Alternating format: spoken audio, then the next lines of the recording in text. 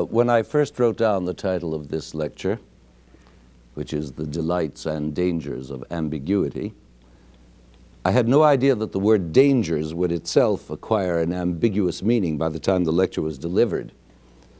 I had in mind aesthetic delights and dangers only, but a week or so ago, a formidable new danger was thrust upon us when our Secretary of State announced that the armed forces of the United States had been put on worldwide alert in response to what he called, quote, the ambiguity of some of the actions and communications, unquote, regarding respectively movements of Soviet troops and statements of Russian diplomats. And now that is dangerous ambiguity, dramatizing the dangers that accompany a lack of clarity in human communication. Those are clear and present dangers. Failure of communication can lead to a complete breakdown and to disastrous consequences. Then why this constant emphasis on the beauty of ambiguity, as I've put it, on which I was challenged last week by my blonde inquisitor, if you remember? The answer must be obvious. Ambiguity may be a useful tool in diplomacy, as it is in art, but it can be catastrophic when diplomacy turns into hard fact, just as it can be perfectly glorious in the arts. Aesthetics, see; politics, no. Now, part of the danger is that ambiguity is in itself an ambiguous word. That is, it has more than one meaning. And I think that before we go one step further into our inquiry, we would do well to have a solid dictionary definition or two. Or two, that's the problem. There are two distinct definitions arising from the dual meaning of the prefix ambi, which can signify bothness, that is, being on two sides at once, and also signify aroundness, or being on all sides at once. Now, the first connotation, bothness, yields such words as ambidextrous, ambivalent, and so on, all of which imply duality, whereas the second connotation, aroundness, conditions such words as ambience, ambit, and so on, which all relate to the general surround, thus implying vagueness. Webster gives these two definitions of ambiguous. One, doubtful or uncertain, and two, capable of being understood in two or more possible senses. Now, Webster goofed, because that two or more presents an ambiguity of its own. You see, two or more than two is an ambiguity. So let's delete or more for our purposes of the moment, so that we, at least, can be clear in our human communication. Our definition now reads, capable of being understood in two possible senses. Now, everything we've been saying about puns, antithesis, zeugma, symmetry, chiasmus, yang and yin, lingam and yoni, upbeat and downbeat, strong, weak, all this has involved duality. And at some point, we've always arrived, if you recall, at a manifestation of ambiguity which arose from the basic concept of two-ness. And this idea of ambiguity has been an underlying string running through all three lectures so far, like Henry James' figure in the carpet that we mentioned last week. But we've only lightly touched on it and only intermittently sounded that string. In our first lecture, for instance, we traced a growing chromaticism in musical history based on the accretion of more and more remote overtones of the harmonic series. You remember that old harmonic series? As they were gradually accepted into common practice. And with that growing chromaticism, we found a corresponding growth of ambiguity, with a resulting need to contain that chromaticism, to control it through the basic powers of diatonicism, the tonic dominant structure of tonal music. And we found that this containment of chromaticism within diatonicism reached a state of perfect equilibrium in the music of Bach, initiating a golden age of roughly 100 years, an age of imperturbable tonal stability. But we also realized that this perfectly controlled containment is in itself an ambiguity, in that it presents two simultaneous ways in which to listen to music, via the contained chromaticism and via the containing diatonicism. And similarly, in our second lecture on syntax, we found new ambiguities in Mozart's G minor symphony, if you recall, arising from violated symmetry, deep structure symmetries which were converted by linguistic transformational procedures into beautifully ambiguous surface structures. We were then in a position to recognize and even account for certain musical phenomena whose beauty depends on ambiguous procedures. For instance, do you recognize these few bars?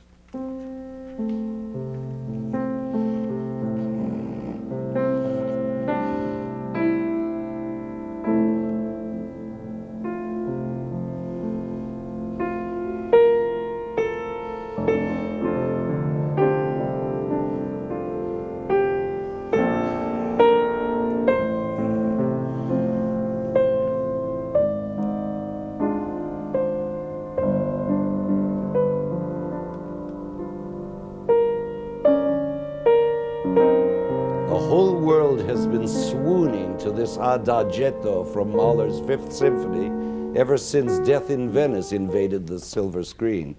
Now, why the swooning? After all, it's nothing but a dominant leading to a tonic. Three conventional upbeats in F major leading to an appoggiatura downbeat, which then resolves, again, in the most conventional way. Do you remember about appoggiaturas from our Mozart analysis? Those leaning notes, remember? Dissonant tones that bear a special weight and tension that must be resolved. Notes that lean on their resolutions. Well, this is one of them. And it does resolve, as you see, just as conventionally as in Mozart. Resolution. Then what's the magic secret? Ambiguity. As if you didn't know. You see, all that preliminary vamping on the harp is, first of all, syntactically vague.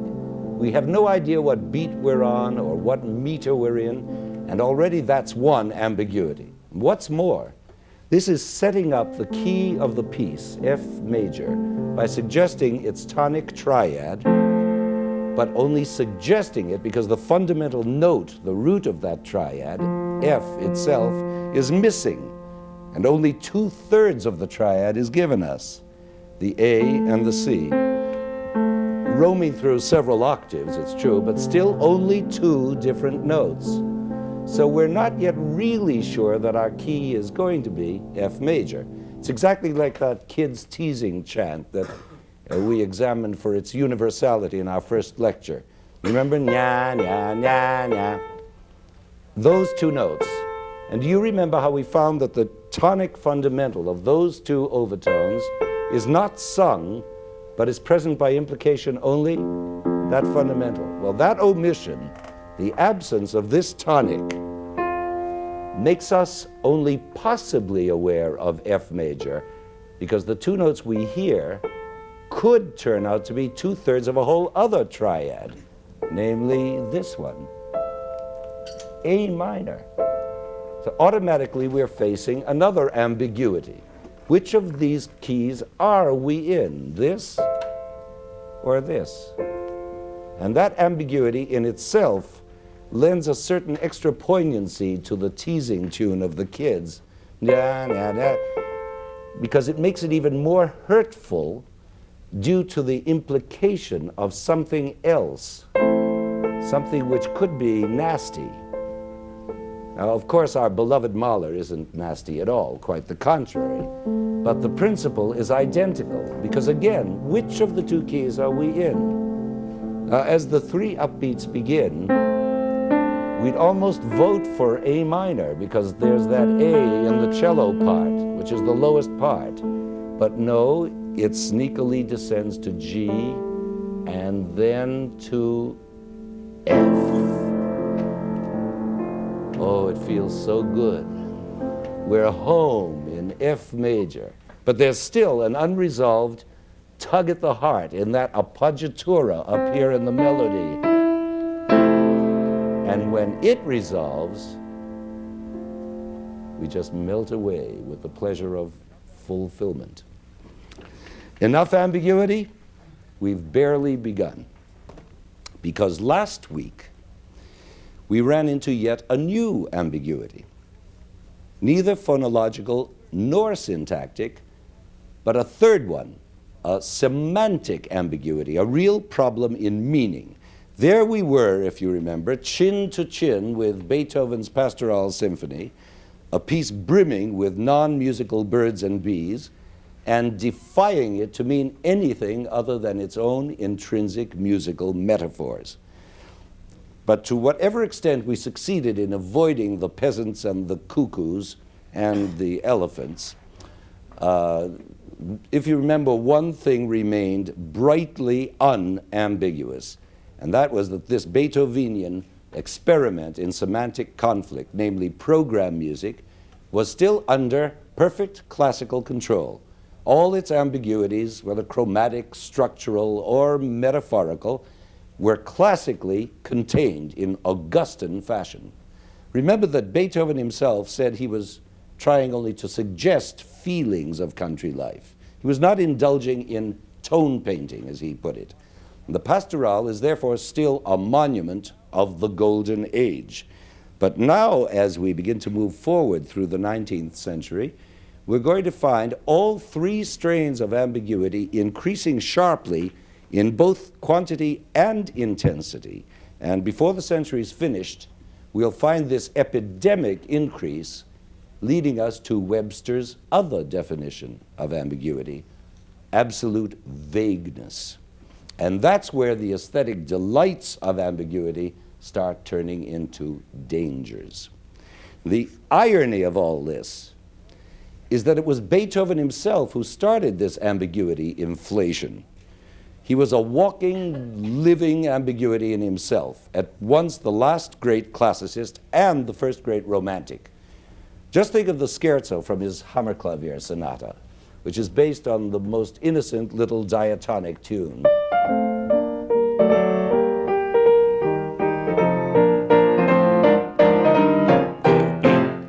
But now just listen to how the movement ends.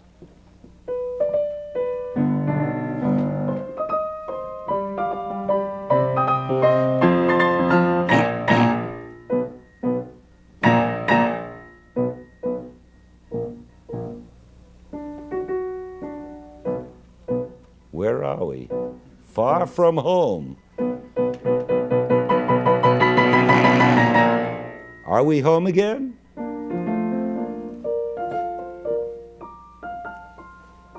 Yes, we are, but it was nip and tuck there for a minute.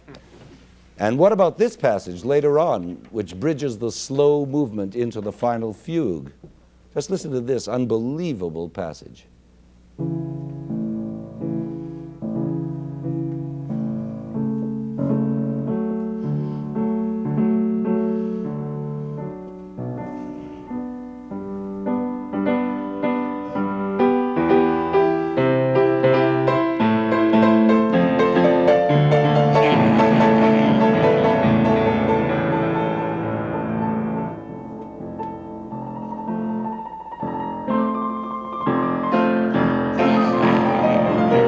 And we're suddenly in B flat. That's ambiguity rampant.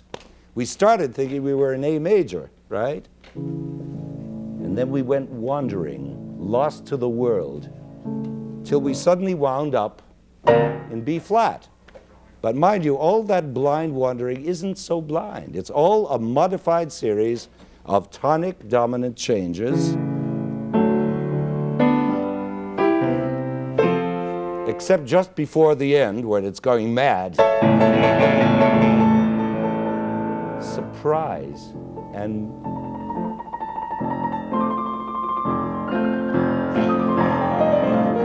we're in B flat, into the final fugue. I'm sure I don't have to mention the obvious structural ambiguity of this incredible passage. the elusiveness of the rhythm alone, and the almost savage intensity of the acceleration, and all that written without a single bar line to point the way. Now, it's evident that with Beethoven, the Romantic Revolution had already begun. You can see that. Bringing with it the new artist, the artist as priest and prophet. This new artist had a new self-image, which he promulgated onto everybody else. He felt himself possessed of divine rights, of almost Napoleonic powers and liberties, especially the liberty to break rules and make new ones, to invent new forms and concepts, all in the name of greater expressivity. His mission was to lead the way to a new aesthetic world, confident that history would follow his inspirational leadership. And so there suddenly exploded onto the scene Byron, Jean-Paul, Delacroix, E.T.A. Hoffmann, Schumann, Chopin, Victor Hugo, Berlioz, all proclaiming new freedoms. And where music was concerned, the new freedoms affected formal structures, harmonic procedures, instrumental color, melody, rhythm. All of these were part of a new expanding universe at the center of which lay the artist's personal passions. From the purely phonological point of view, the most striking of these new freedoms was the new chromaticism, now employing a vastly enriched palette and bringing with it the concomitant enrichment of ambiguity. The air was now filled with volcanic chromatic sparks, and more the upper partials of that harmonic series were taking on an independence of their own, playing hide and seek with their sober diatonic elders, like defiant kids in the heyday of revolt. And the composers themselves now had something of the defiant child in them, along with their priest and prophet images. I wish we had time to explore all their adventures, ranging from the highly personal tenderness of Schubert's modulations, all the way to the almost diabolical antics of Berlioz. We can't do all that in one lecture, but let's take just a minute to touch on Schumann. I can't ignore him. Gloriously mad Schumann, a master of ambiguity. Only think of a Schumann song such as Zwielicht with its twilight introduction, or of the fascinating punning and anagramming that goes on in a piano work like Carnival. But Schumann's really exciting sallies into ambiguity are his rhythmic ones, like this festival of asymmetry at the end of Carnival. You know this?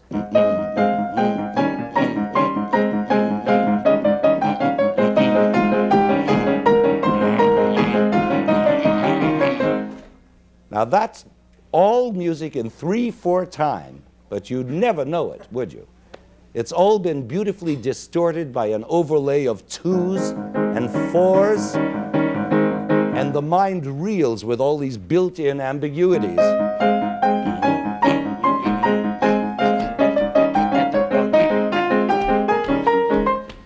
It's like being in one of those Luna Park eccentric machines where you can never find your balance. Or take the typical Schumann device of treating a string of syncopations as though they were strong beats, all strong beats. He does it over and over again in dozens of pieces, as he does in this variation from his symphonic etudes, if I can play it.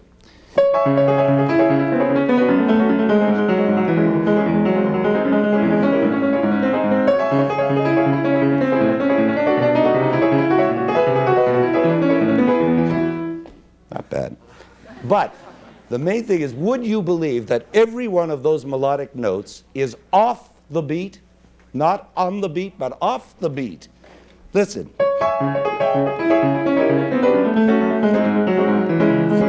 Again, the mind reels. That's Schumann for you. And Chopin, well, we can't ignore Chopin either. With his own delicious brand of chromatic ambiguity, which is rather like harmonic seduction sensuous and teasing, like this passage from his Etude in Thirds. Mind you, an etude, imagine being sexy in an etude.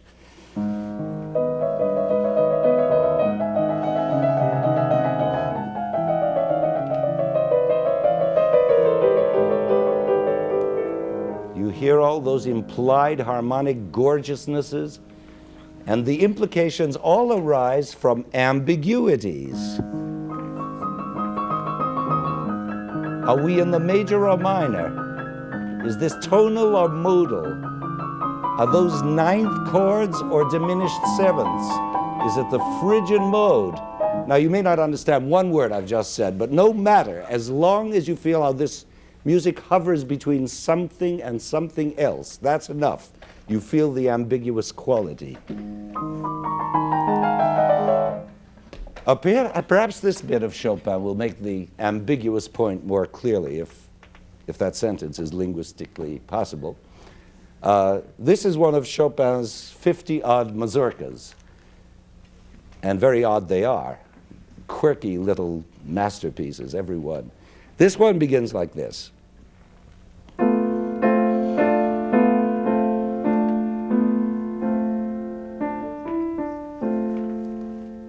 Now, did that begin on a downbeat or an upbeat or where?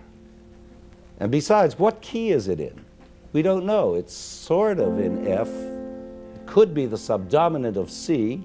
It could be the submediant of A minor. It could be the Lydian mode. Well, there we go again. Never mind. It's only the introduction. Now listen to the tune.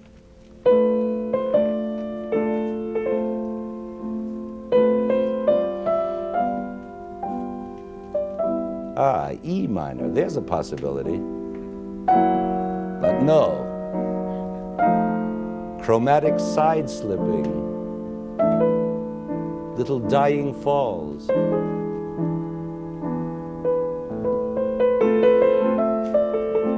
Again, F-ish. Again, E minor. Chromatic. We're nowhere. Ah, at last a cadence in A minor. So it was in A minor all the time. Talk of subtlety, of elusiveness, seductiveness. And then after, in the same little mazurka, after contrasting sections, reprises, after it's all over, Chopin gives the final ambiguous twist in the very last bars, where he, again, has arrived at A minor. We're absolutely sure it's A minor. Isn't that convincingly A minor? And then come the very last bars, which are exactly like the first bars.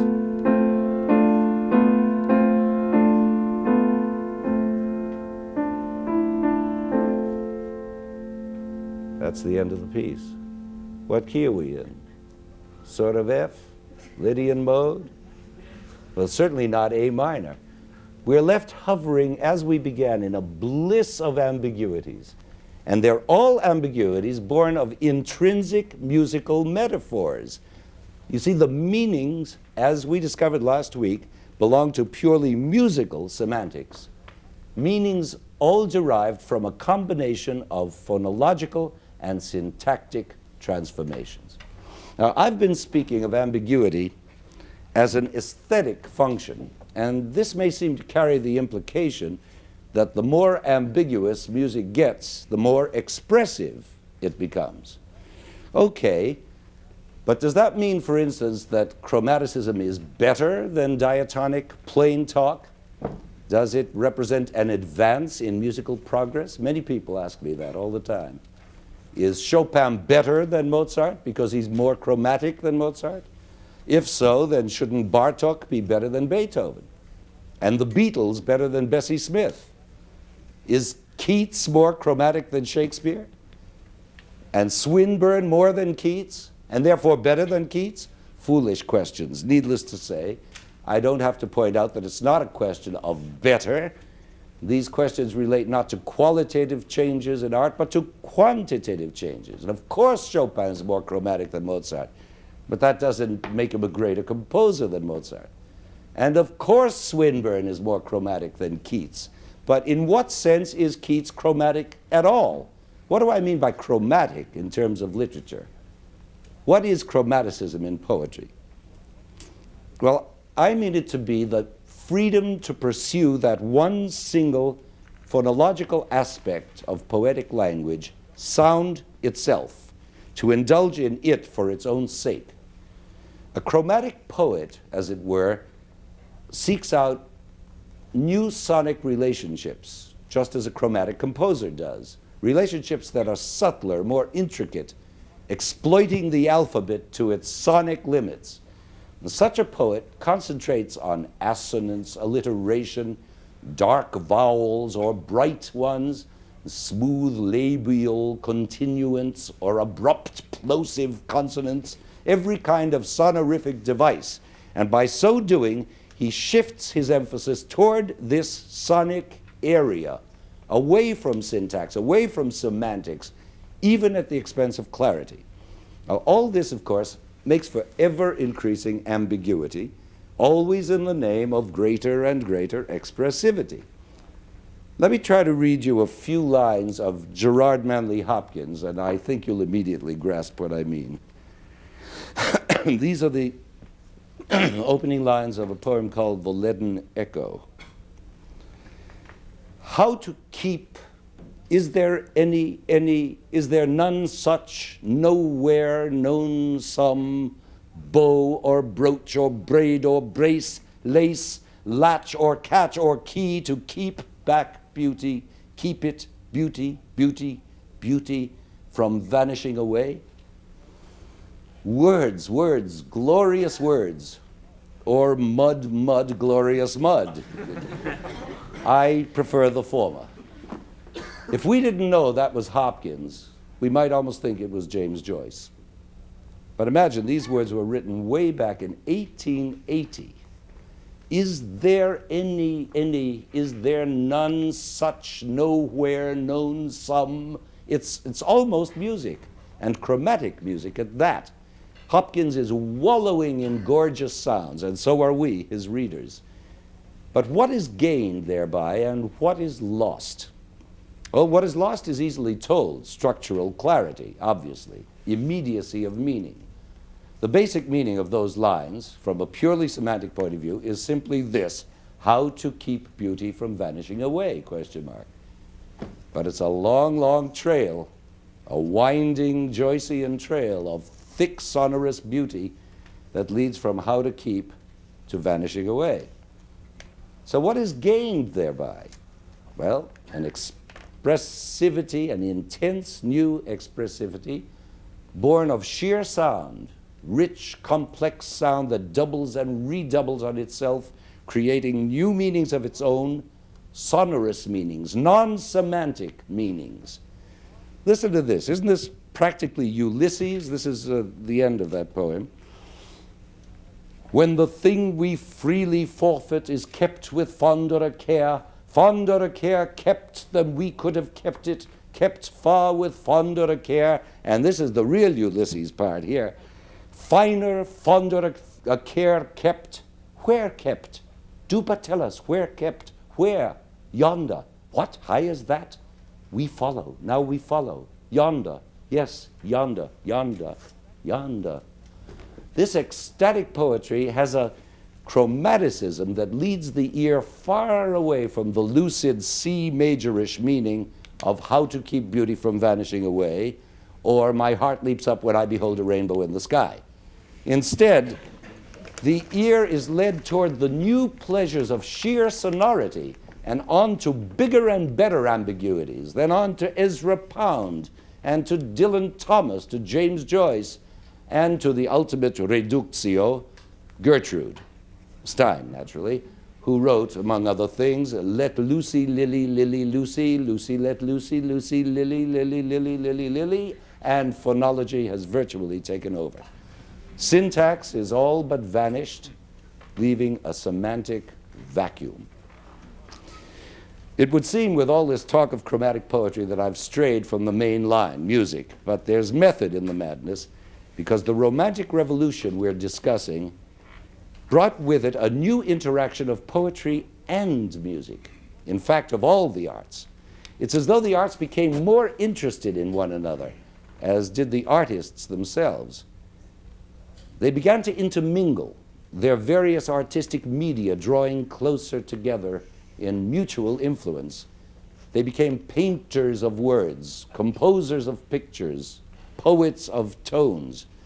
Any aesthetic innovation, such as heightened chromaticism in music, would immediately find its counterpart in painting, or exert an observable influence on poetry.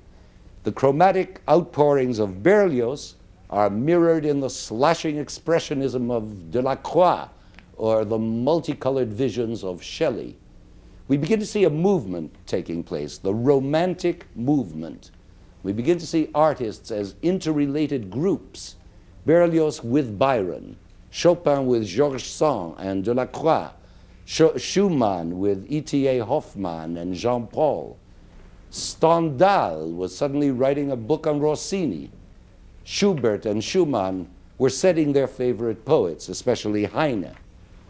And composers like Liszt and Wagner were omnivorous readers. They not only read, but they wrote words, criticisms, memoirs, poetry, and in some cases, the entire texts of their own operas. This was a Romantic breakthrough. Just try to imagine Bach or Mozart as literary buffs. Ausgeschlossen. Now, the pivotal point in all this interdisciplinary action is, as we know, Beethoven. There he was, still the great master of the classical Viennese school, already casting adumbrations of the musical and extra-musical fusions that were to come. A detailed programmatic symphony, such as the Pastoral, or the Ninth Symphony with actual sung words in it, these were truly Romantic innovations. There'd never been anything like them before. But it remained for Berlioz, who adored Beethoven, to grab onto that extra-musical concept, that new semantic ambiguity, and make it his banner. His first major work, the Symphonie Fantastique, written barely 3 years after Beethoven's death, mind you, was like the Pastoral Symphony raised to the nth power in terms of programmatic meaning. And from there on, it was literary attachment all the way, whether to Shakespeare or to Byron or to Virgil, from whose Aeneid he fashioned the libretto of his own opera, Les Troyens. Do you know that in all of Berlioz's output, there exists only one little piece that does not have literary associations, one little violin piece in a lifetime of composing, something called Reverie and Caprice for violin and orchestra, not worth looking at. But everything he wrote was either opera, oratorio, cantata, songs, or very explicit program music. So there is a dramatic change from Beethoven's programmaticism to that of Berlioz, a qualitative change. Literary ideas are now inextricably tied in with music. Berlioz wants us to be aware of specific literal meanings, not merely of suggested feelings, as in Beethoven's Pastoral. Those jonquils and daisies, which last week were only suggested, are now really blazing with color, and those mosquitoes really bite. And all this now forces the listener into a new auditory attitude. He's got to listen on two levels at once, a purely musical level and an extra musical one. See, when we listen to Berlioz, we must perforce embrace this new semantic ambiguity. We're not permitted to ignore it, as we did last week, or tried to, with Beethoven's Pastoral Symphony. Berlioz is the arch Romantic. And it's always oddly surprising to recall how close he was to Beethoven, not only in terms of period, but in terms of stylistic and formal elements as well. We tend to think of Berlioz as the essential Romantic madman and of Beethoven as the titan of classicism, worlds apart. Well, actually, their worlds are contiguous, even overlapping. And among the stylistic legacies inherited by Berlioz are most strikingly those very chromatic ambiguities we were listening to earlier in Beethoven's Hammerklavier Sonata. And again, it was Berlioz's historic mission to seize on those ambiguities and magnify them to gigantic proportions. So it's, after all, not so surprising that in the decade directly following Beethoven's death, Berlioz was spinning this extraordinary series of notes.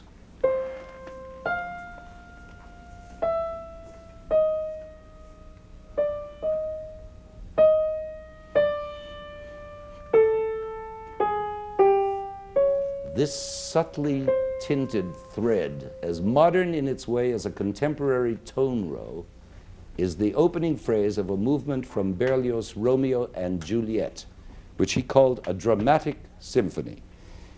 By dramatic, he meant that Shakespeare's drama is told musically with added choral and solo voices, but all the great moments are purely orchestral, the really great moments, like the street fight, Mercutio's Queen Mab speech, the ball scene, the balcony scene, the tomb scene. All these are told by the orchestra alone in highly pictorial terms. We're about to hear one of these symphonic movements performed on tape by the Boston Symphony Orchestra, and I'd like to prepare you for some of the ambiguous beauties to come, not the least of which is the semantic ambiguity of having to listen to this music on two levels. Now, this 10-minute excerpt, or 12 minutes, I don't know, it depends on my mood. I can play it awfully slowly, but it's around 10 minutes. This excerpt depicts the scene early in the play when Romeo is about to meet Juliet at the Capulet ball. They haven't met yet. He's alone, lovesick, vague, restless, waiting for his imminent destiny. And Berlioz captures this ambiguous ambience by spinning those notes I just played, a solitary melodic line with no harmony at all underneath it. The harmonies are all implied, but which harmonies? What is implied by that last E flat? Or by this A flat? Or this D flat? They are all non-diatonic tones, chromatic tones on the fringes of F major. Or is it F minor? Both are implied, and that's already a basic ambiguity. Now, if you noticed, all three of those dubious notes I pointed out occur in little chromatic descents, dying falls, imitating lovesick sighs.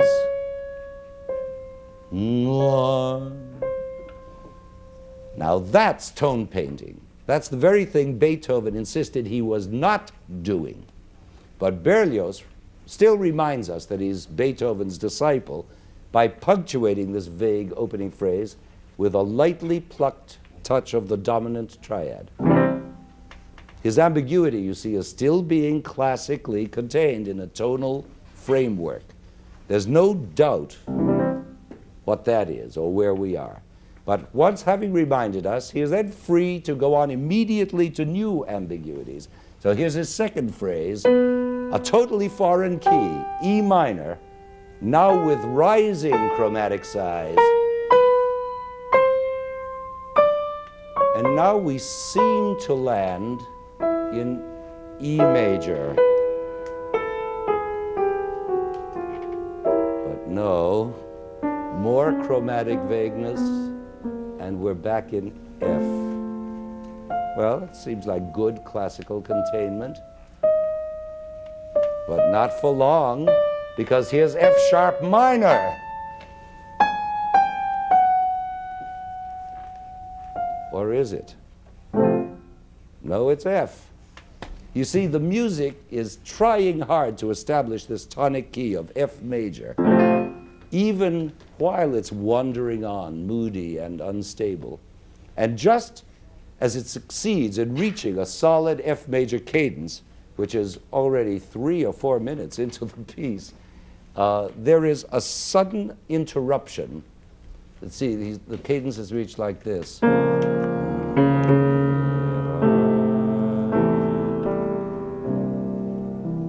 Sudden interruption.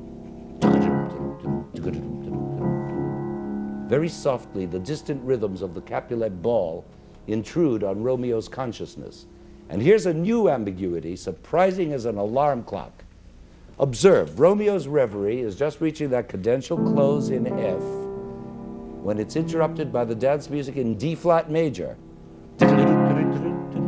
Not exactly interrupting, you see, but rather coinciding with the end of the cadence. You follow what I mean? Here's the end of the cadence coming up, and it's the beginning of the surprise. In other words, that final F of the cadence, which is the tonic note, is suddenly not the tonic, but the third degree of a whole other scale, D flat. Now, this is called in the trade an enharmonic modulation, based on the well-tempered fact that the note F is common to both keys, F major and D flat major. You hear? F, same note in D flat. And so that instant in musical time of expecting one harmony and getting another, that mighty principle of the violation of expectation, is really a double instant, an immeasurable instant of ambiguity, achieved through a device musicians call a deceptive cadence. Now, in that deceptive instant, we hear, so to speak, both tonalities at once. We hear the F major tonality because it's in our inner ear, since we anticipate it, but we never get to hear it. But that's what's in our inner ear. And then we actually hear the D flat major because it's actually sounded, violating our expectation. And the actual dance tune over that rhythm is, of course, created straight out of those sighing chromatic descents we heard in Romeo's Reverie. Those lovesick sighs. And by transformation, you see, it's now become dance music, highly rhythmic. It's only a short flash, one phrase carried by the breeze from the Capulet Palace, but it's just enough to stir up new ambiguities in Romeo, shifty chromatic tremors. You see how exact Berlioz is about his meanings, about the semantic meanings, the non-musical meanings. Now, Romeo is all stirred up by shifty feelings, chromatic feelings, tremors. Shall I go to the ball or not? After all, I'm a Montague, an enemy, but I'm strangely moved to go, drawn by that dance rhythm. And so Romeo sings, or rather the oboe sings, a clear diatonic love song. Diatonic, non-chromatic, because it is now a clear decision to attend the festivity, right? And this song is always punctuated by that distant magnetic dance rhythm. Another ambiguity, but a perfectly clear one, belonging uniquely to the art of music. Romeo's song and the ball music together. Only in music can two such disparate messages travel simultaneously and not only be distinctly perceived as counterpoint, but actually reinforce each other.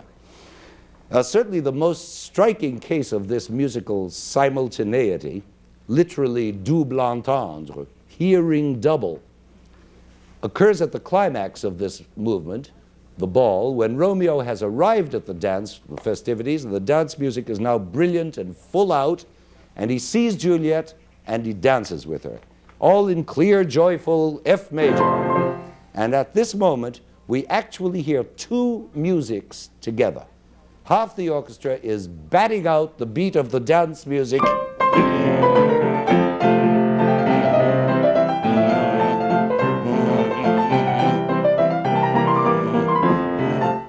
while the other half is blaring out in full cry Romeo's love song.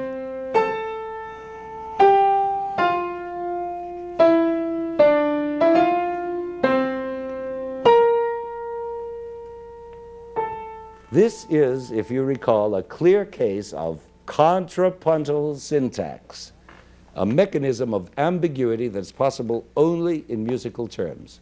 And this double event is constantly reinforced by the simultaneous contradiction of that bright diatonic sound and the chromaticism of Romeo's yearning,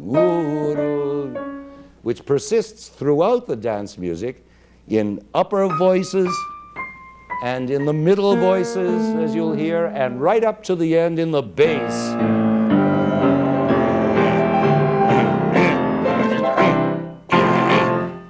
The whole piece is a triumph of ambiguities. Let's listen to it now. And any of you who would like to follow the score with me at the desk are welcome to gather around and do so. Roll that tape.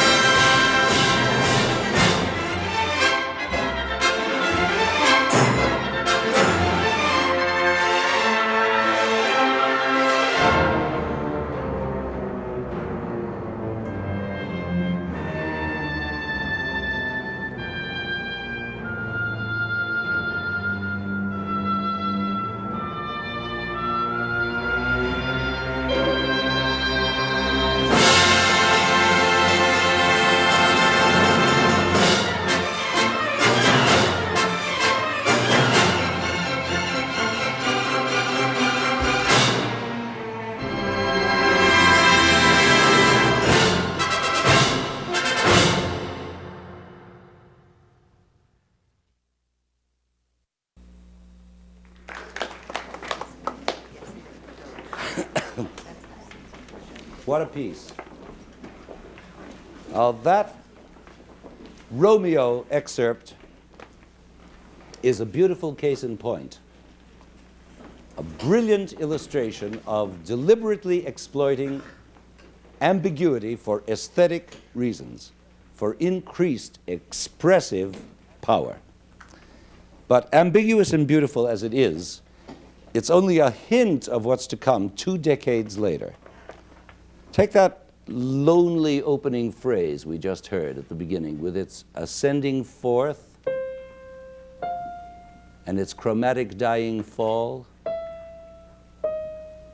and stretch that fourth to a minor sixth with the same chromatic dying fall. And what have you got? Tristan, of course. Now take Berlioz's second phrase, which does indeed begin with a rising sixth, and continues in a chromatic climb. And what have you got? Isolde. Now put them together.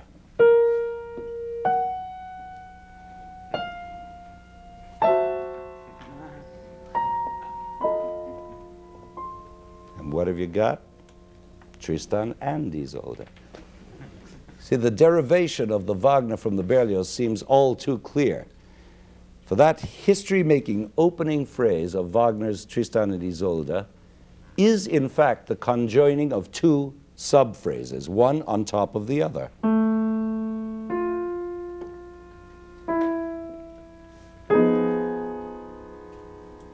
The question is, who's on top?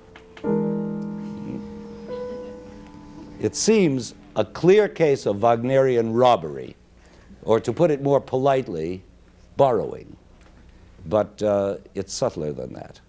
It's rather a phenomenon of transformational grammar in the most Chomskyan sense, where one surface structure, namely Berlioz, has become the deep structure of another surface structure, namely Wagner's. The transformations are extremely clear. The extension of the opening interval by enlarging the fourth to the sixth, and then the conjoining of the two strings.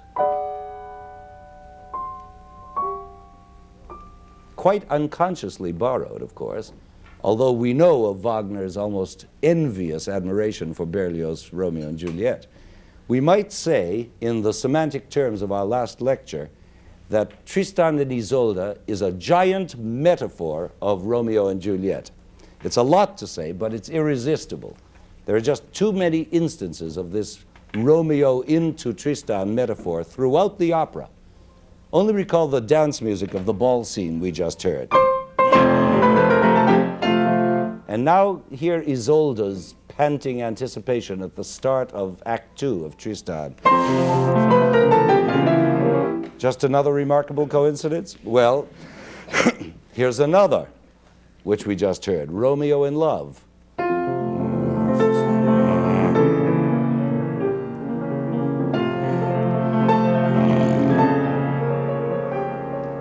Now, by the simple extension of a third to a fourth, it's expanded into Tristan in Love. Wow.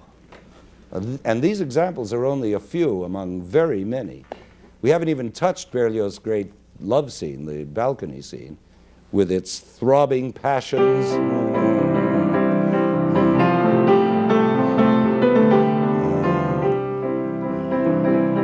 which goes on to this famous climax.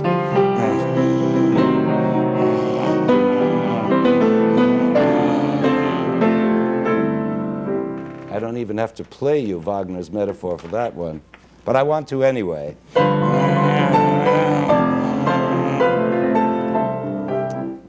My purpose in all this is not to expose Wagner as a plagiarist, but as a transformational magician. I want to show to what extent a tonal language can grow from artist to artist, growing in expressivity and in magnitude over a span of a mere 20 years, just as we can see it grow from Haydn to Beethoven, or from Scriabin to Stravinsky. The examples are all through history. This happens to be a particularly striking one. And with this growth, there always comes the inevitable increase in ambiguity. Tristan is the very peak of ambiguity, the turning point after which music could never be the same again, because it points musical history directly toward the upcoming crisis of the 20th century.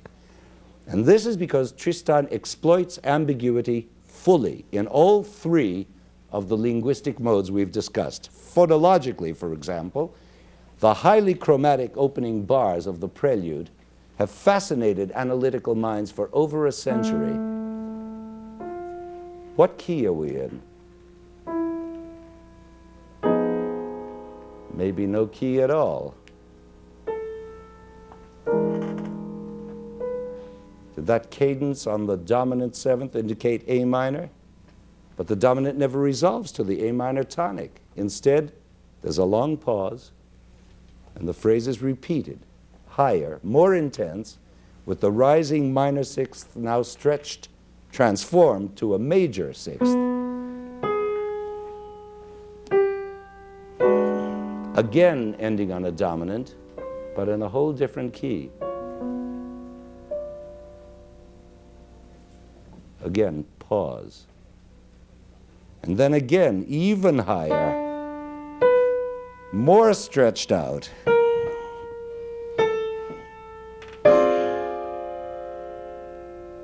Ending on yet another dominant.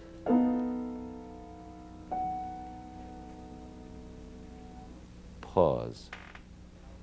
And this cadence is now echoed an octave higher, as if to say, this could be the one. Is it? Says Wagner, reiterating the last two notes. But the harmony, you see, has been dropped out, intensifying the ambiguity of the question. And again comes that fragmentation, an octave higher. Is it the one? And then finally, this is it, the original dominant in A minor. But no, the resolution is a deceptive cadence, not A minor at all. In other words, the resolution of all this ambiguity is in itself ambiguous.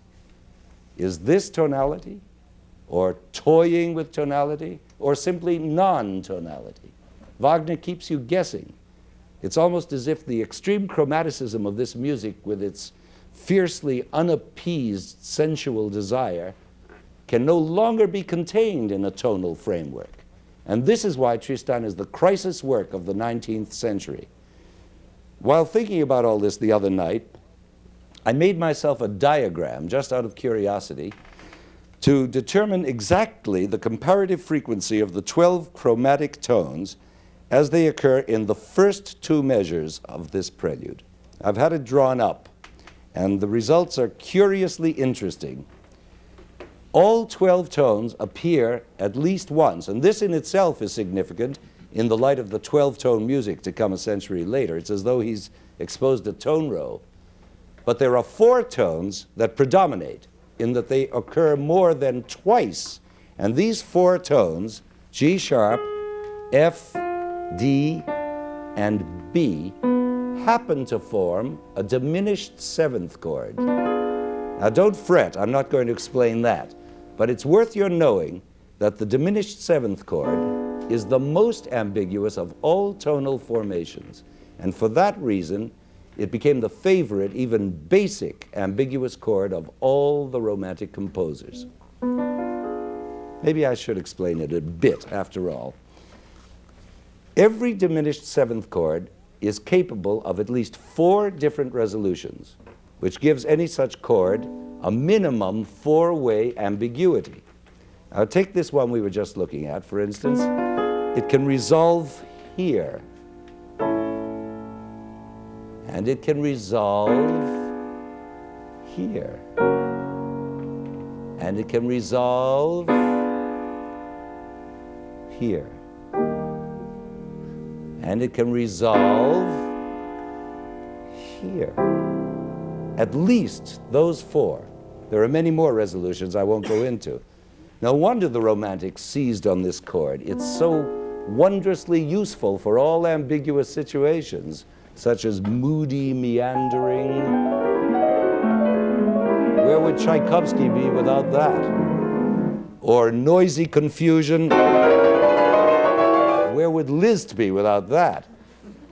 Or abrupt dramatic suspense, as in Carmen.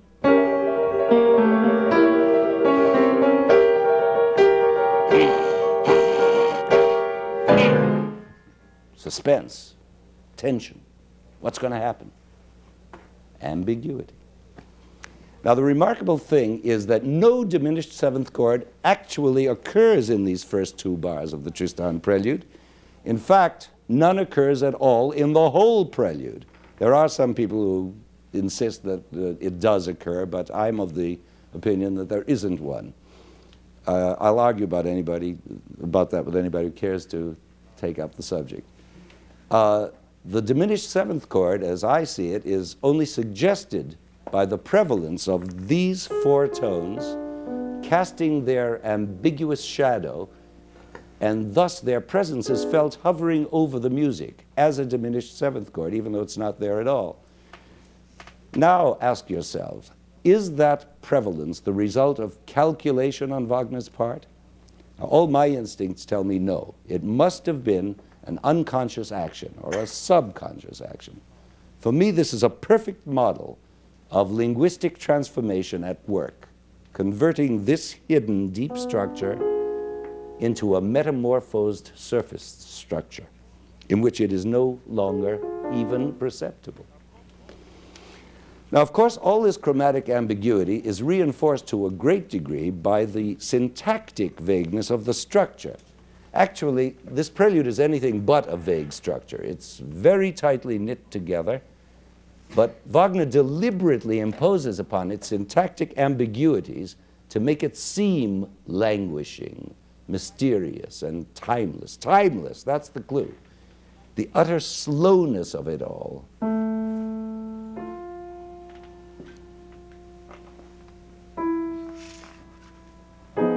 Langsam und schmachtend, he writes on it.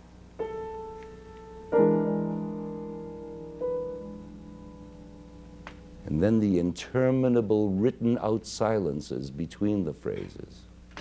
4, 5,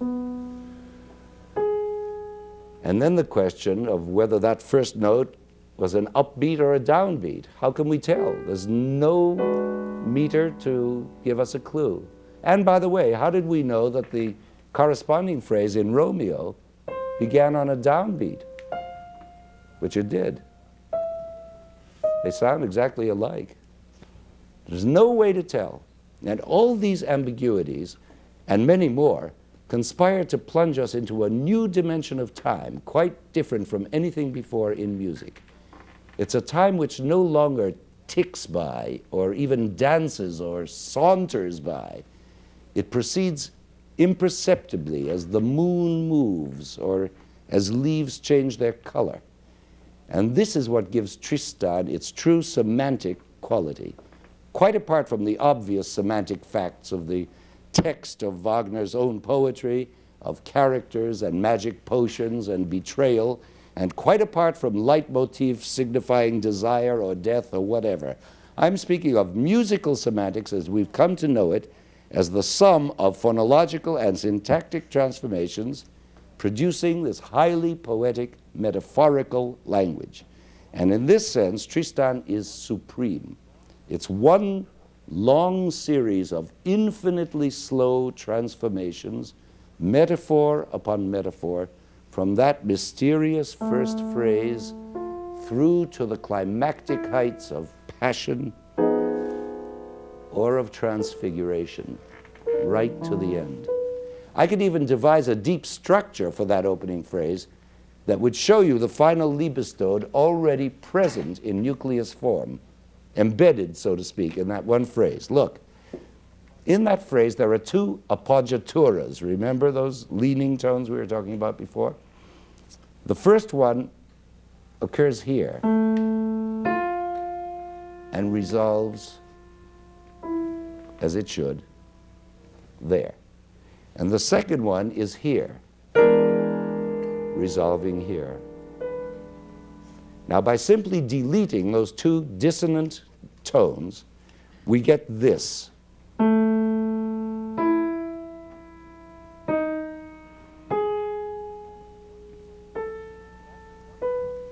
Now, that's one possible deep structure nucleus, arrived at by deleting two appoggiaturas. Now we subject that embryo to a series of transformations, including inversion and others I won't go into, and we arrive at this.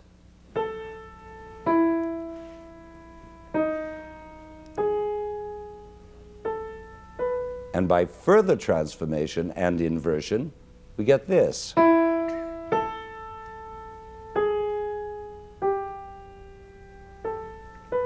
And once we support that line with pure diatonic triads, freed from all chromatic writhing and tortuous frustration, we reach the final transfiguration.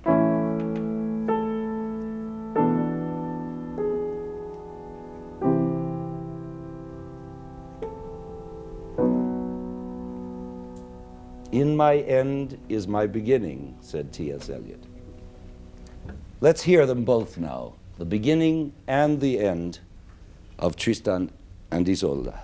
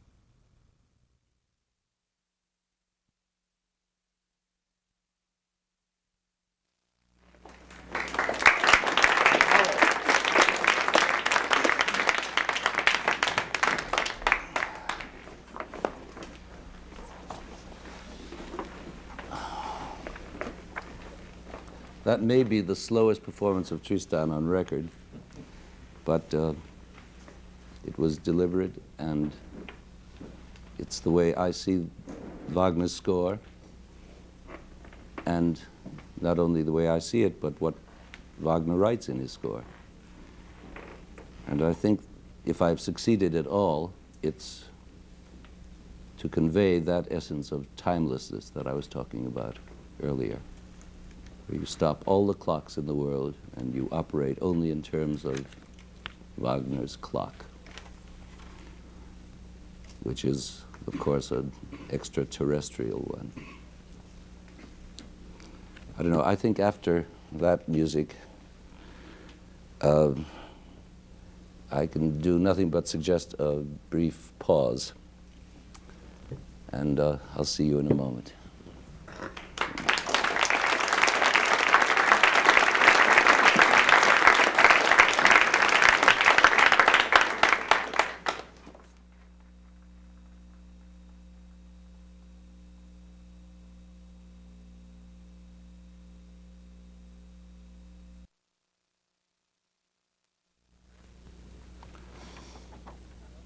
And so music can never be the same again. The gates of chromaticism have been flung open, those golden gates of the golden age, which were the outer limits of ambiguity, standing firm in diatonic majesty. But now that they're open, now that Berlioz and Chopin and Schumann and Wagner have pushed them open, we're in new tonal fields that are apparently limitless. We're bounding and leaping from one ambiguity to the other, from Berlioz to Wagner to Bruckner and Mahler to Debussy and Scriabin and Stravinsky.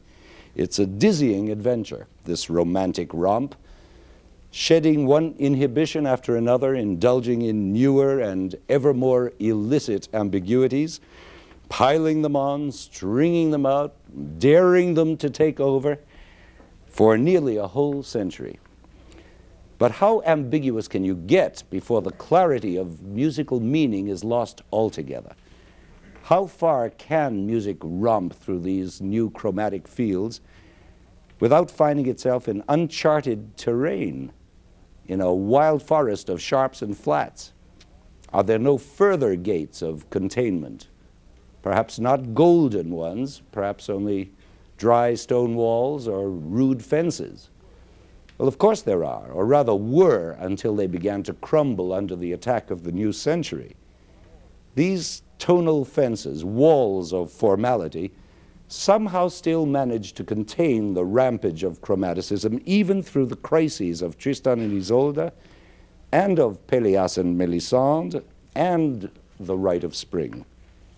But ultimately, a supreme crisis did arrive, a crisis that remains unresolved to this day, and it's over half a century old. And as I said way back in the first lecture, if we're ever to face up squarely to Ives' unanswered question, if we're ever to understand this crisis, we must first understand what brought it about, how we got into this pickle in the first place.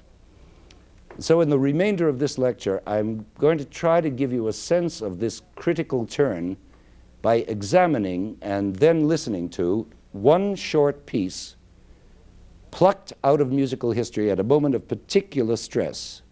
Debussy's Prélude à l'après-midi d'un faune, the afternoon of a faun, one of the last-ditch stands of tonal and syntactic containment, exactly as was the Mallarmé poem on which it's based. This enchanted faun came into being just before the turn of the century, at a moment when all the arts were standing on the brink of radical change. Not just stylistic change, I mean radical change. The tugs and strains that were wrenching at figurative painting had already produced Impressionism. The representational object was fast disappearing into washes of color, suggestive formations, chromatic, pointillistic fantasies. Cubism is around the corner, abstractions in the wind. Poetry has begun to show a remarkable disintegration of syntax, a diffusion of meaning or of logical continuity that intoxicates the mind. The heart aches a bit too readily. A drowsy numbness pains the sense. A decadent aestheticism turns the horizon mauve in that last mauve decade. Salome, Des Esseintes, Dorian Gray are all standing in the wings. And everywhere hovers a delicious vagueness, a highly charged ambiguousness of dreams, images, and symbols.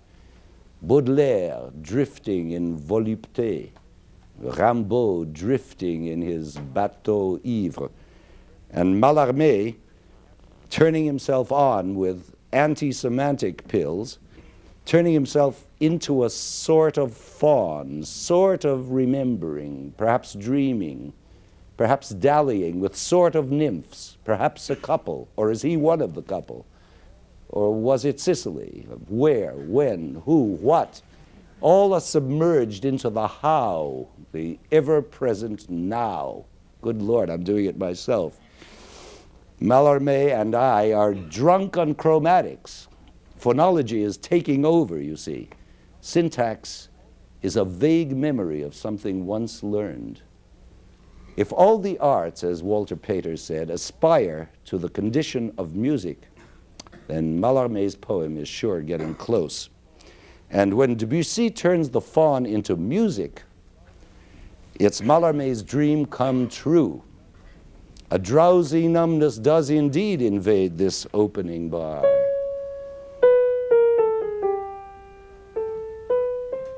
Where are we? In what key are we hearing this flute of Pan? It's in no key at all. Well, maybe E major. Oh yes, definitely E major. But then, here's vagueness again. Resolving to the most unlikely chord possible, the dominant seventh of E flat major. E flat, but it was just E major a second ago, wasn't it? Well, E flat, E natural. How easily they can be confused in this faunish dream. And now where? What? Nowhere. A bar of silence. 6 slow, silent beats of no music, just as in Wagner's Prelude to Tristan. But do we know there's 6 beats? How do we count silence? Do we care? Not at all. We dream on. Again, that delicious wash of vagueness. And again, the dominant seventh, prolonged, prolonged. It's lovely, this dreaming along with Debussy, but it's no way to analyze music. We want to understand the vagueness, right? Not just bathe in it.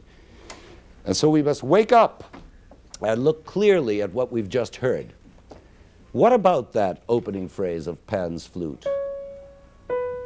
Well, the first thing that strikes us is the highly chromatic nature of this phrase, as it languorously dips and rises between the 2 poles of G natural and C sharp. Now, those 2 melodic poles tell us something crucially important to the whole piece. They define the interval of the augmented fourth, an interval known as the tritone. That is, it's a span of 3 whole tone steps. 1 step, 2 steps, 3 steps. Now, this tritone interval has always had a peculiar significance throughout musical history, since it bluntly contradicts the basic concept of diatonic tonal meaning, that tonic dominant function that we found in the very first lecture to be at the heart of the harmonic series. You remember that? Those first overtones? And you hear the diatonic stability of those intervals? G to C, a perfect fourth, dominant tonic, the root factor of all tonality, as we observed it last week in the Beethoven Pastoral Symphony, and even in the Berlioz that we heard earlier. although used much more ambiguously, as you recall. But now in Debussy's Faun, that essential interval of the perfect fourth becomes an augmented fourth, which is a tritone, the most unstable interval there is, the absolute negation of tonality. And it is this interval, this so unsettled and unsettling interval, that the early church fathers declared it unacceptable and illegal, calling it diabolus in musica, the devil in music. It's precisely this interval of the tritone that Debussy adopts as his basic structural principle. And this is our leading clue to penetrating the vagueness and ambiguity of the piece as a whole, which carries out, mind you, to the very end, all the harmonic implications of that initial tritone. For example, do you remember when we were dreaming along with Debussy, how after these vague opening bars, there came the first suggestion of a key, E major, and how that briefly suggested tonality instantly slipped away in a wash of sound that left us floating in distant waters, this dominant seventh chord. But now we can see why this, of all chords, was Debussy's choice, because the root of that chord is B flat, and B flat is exactly a tritone away from E, which is where we thought we were. There's B flat, there's E, the tritone, the devil. And then in the ensuing bar of silence, we are left to float in blissful indecision between the two possibilities. B flat, E, silence. Do you begin to understand what I mean by Debussy's carrying out harmonic implications of the tritone? And equally important is the realization that this music is not just drowsily improvised, but carefully composed, intentionally designed to produce a specific ambiguous effect, which is a far cry from the conventional Hollywoodish idea of the moody composer improvising a vague dream in which anything can happen anywhere, Cornel Wilde or whoever it is. On the contrary, the Faun is a masterpiece of structure. In fact, the ending of this piece finally confirms that it was all conceived in the key of E major right from the beginning, that very key that was first so tentatively suggested. In other words, it not only ends in E major, but throughout its course, it is constantly referring to, or reverting to, or flirting with E major, or some diatonic relative thereof. And these clear tonal references occur every time there's a point of repose, a cadential close of an episode, or the arrival of a new one. And where the ambiguity arises is that between these points of tonal articulation, Debussy is just as consistently misleading us, just like Gerard Manley Hopkins, deliberately leading our ears astray, away from those diatonic landmarks by all kinds of phonological maneuvers and superchromatic freedoms, most of them, in fact, all of them, if you analyze it, evolving out of the basic tritone principle enunciated in the opening bars. Let me show you briefly what I mean. Here we are in our B-flat seventh chord, right? Tritonically alienated from the E natural that had been teasing us into tonality. And then back we go to our opening tune, the exact same notes, only now harmonized. But harmonized how? In D major, foiled again. The promise of E major has been broken. But wait, what's this? We are in E major after all, but only for a flirtatious instant. Back we go to our B-flat seventh chord, into it and right out again. chromatic side slipping, leading us into not again. Yes, the same B flat seventh chord. And yet again. Why this insistence? Why does Debussy want to stamp that B flatness so firmly in our ears? Because the promise of E major is now about to come true. And he doesn't want us to see it coming. He wants to prepare us for it as ambiguously as possible, as far away from it as possible, therefore on the tritone, B flat. And when it finally does come, a happy arrival, the opening tune is heard for the third time, but now clearly and beyond all doubt in our long promised and hungrily wished for E major. At last. And this is what I meant by a point of repose, an arrival. And this new episode then proceeds quite lucidly in peaceful E major tonality up to its climax.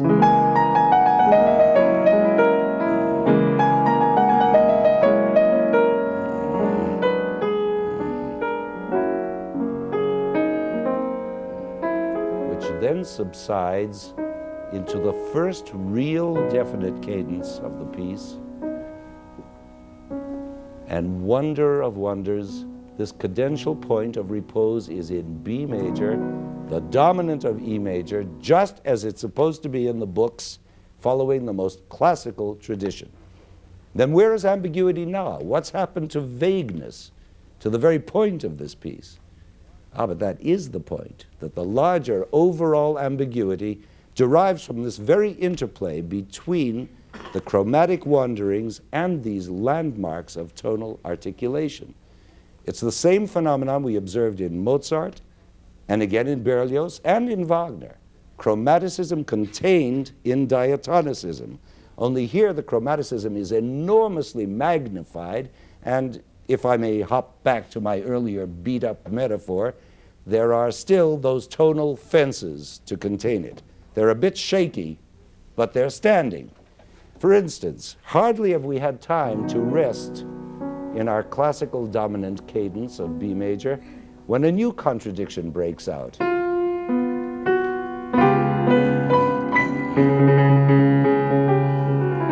And that's all based on that original tritone of G natural and C sharp, only now elaborated into a new formation called the whole tone scale.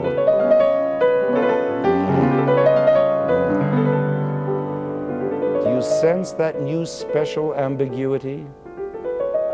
It's the sound of the whole tone scale, a unique invention of Debussy's, directly derived from that original tritone.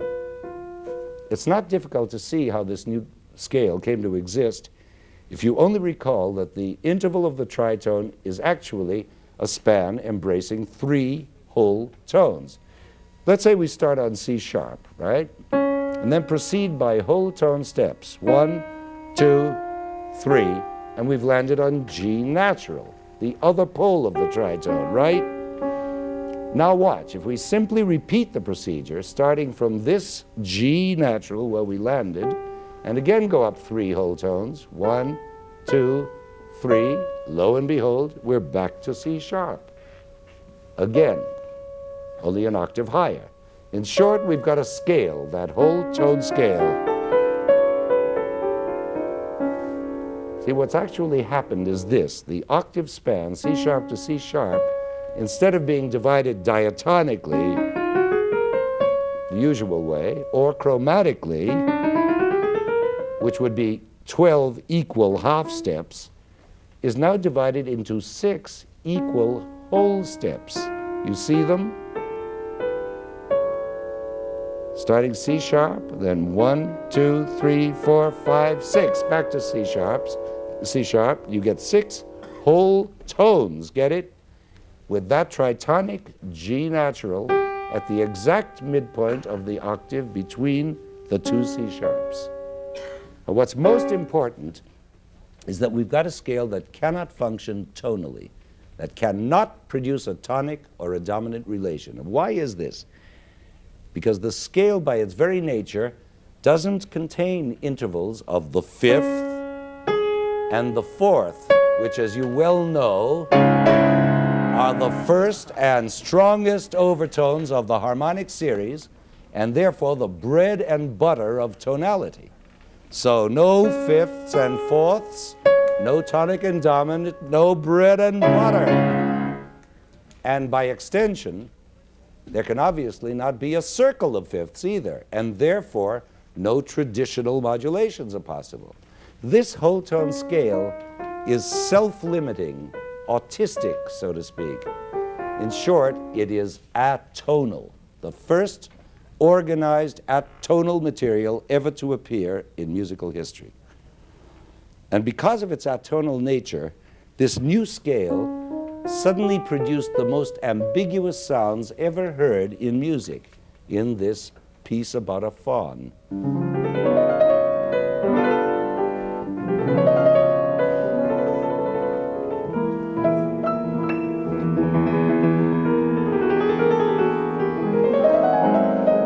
Yeah, sorry. And just when we're beginning to feel utterly lost in these atonal woods, I did get lost in them, as a matter of fact, Debussy again reaches one of his points of repose, and we're home again, in E major at that,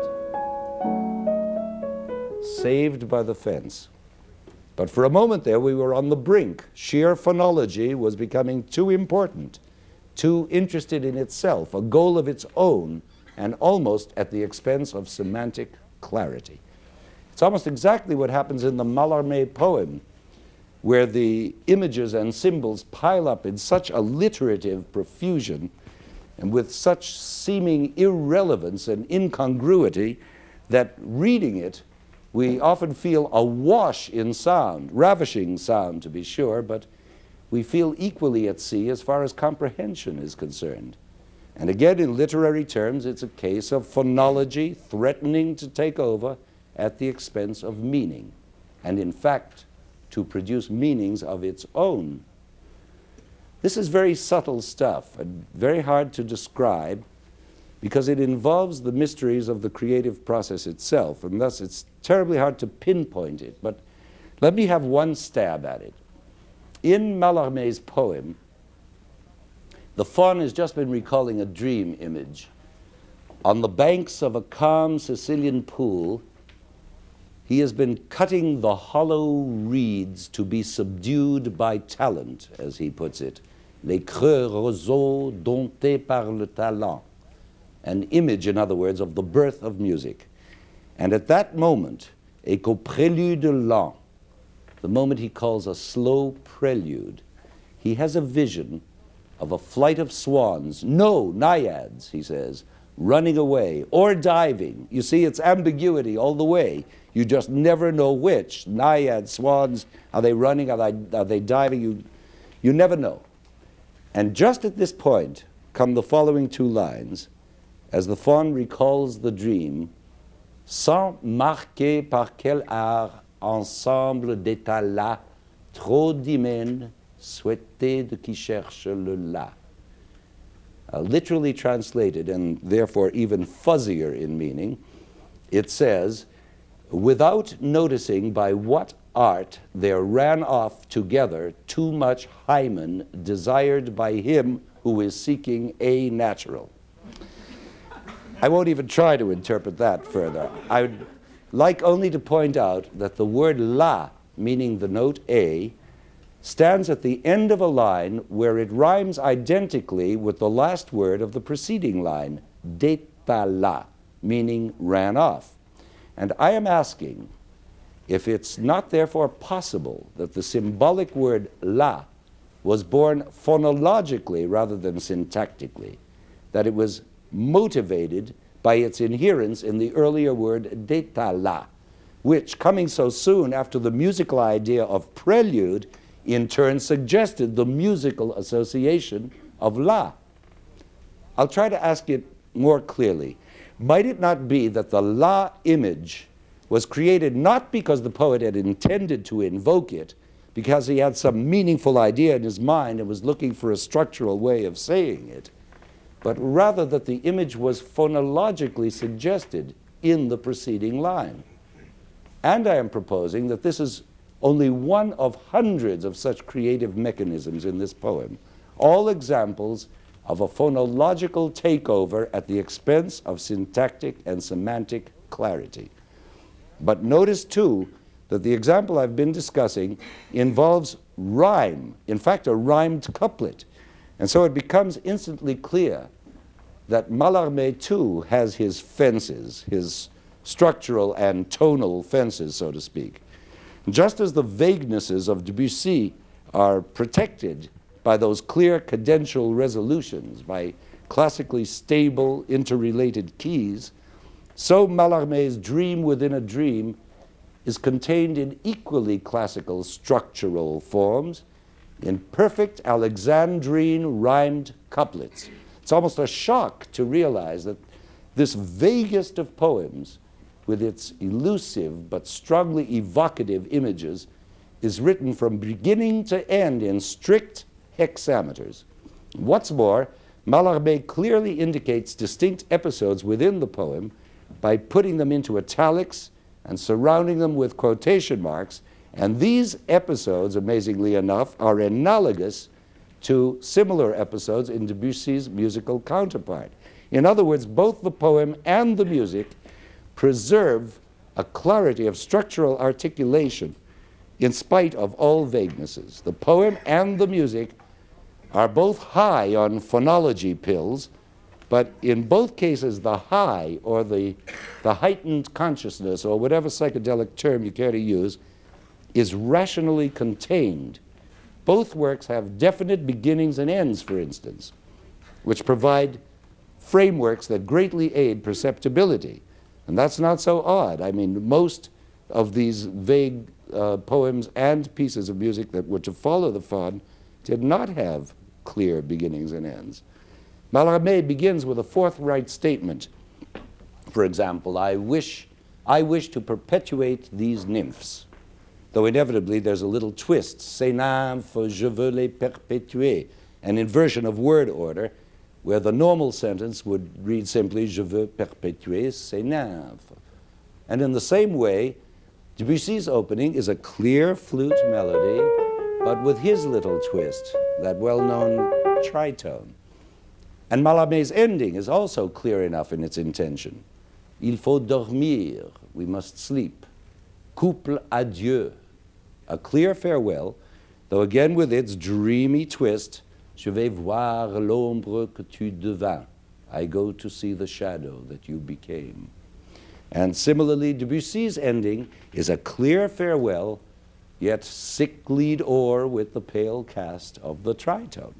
It's amazing, this ending, because it's so definite and yet indefinite at the same time. It is, as I told you, in E major, and the closing bars are as clearly terminal as an amen. In fact, they do say amen twice. Listen as I play those last bars. I'm going to alter one note, this A sharp, which is the tritone in our key of E. The twister, the wrong note, so to speak. I'm going to remove the sharp from it, making the note a natural, which does belong to the key of E. Right? And through this simple alteration, you'll clearly hear two amens, plagal cadences as they are known, just as they are heard in church at the end of hymns.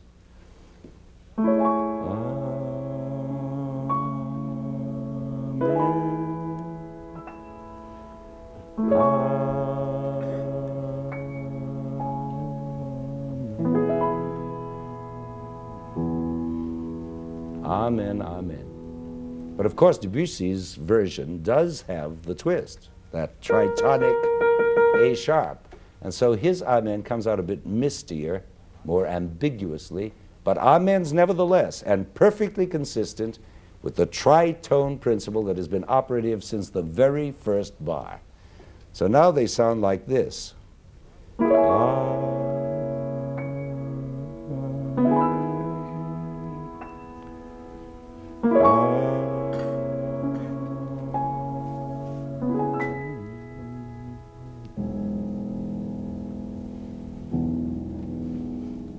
So ends our faun. Now let's hear the Boston Symphony play it. And as you listen, bear in mind that while it was first being played by the same orchestra around 70 years ago, much of the audience was streaming out of Symphony Hall, muttering darkly of crazy modern music. And now you know why.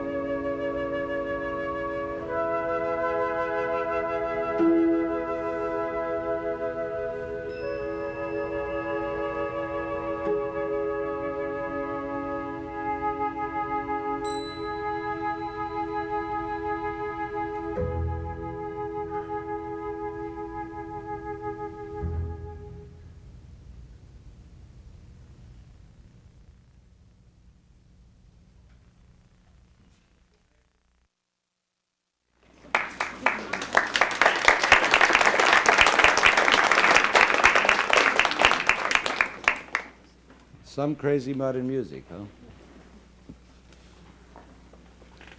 It's an essay in E major, actually, in a parallel way to the Pastoral being an essay in F major, tonic and dominant. But still, those people who went streaming out 70 years ago, muttering darkly of modern music, crazy modern music, had something, because they sensed that this faun was pointing in that direction, toward total ambiguity. One more step and you're there, in fenceless chromaticism. And actually it was to be only one short decade before that crisis did in fact arrive. And I hope that this analytic session has prepared you in some ways to understand that crisis when we come to it in our next lecture on the 20th century. Couple, adieu.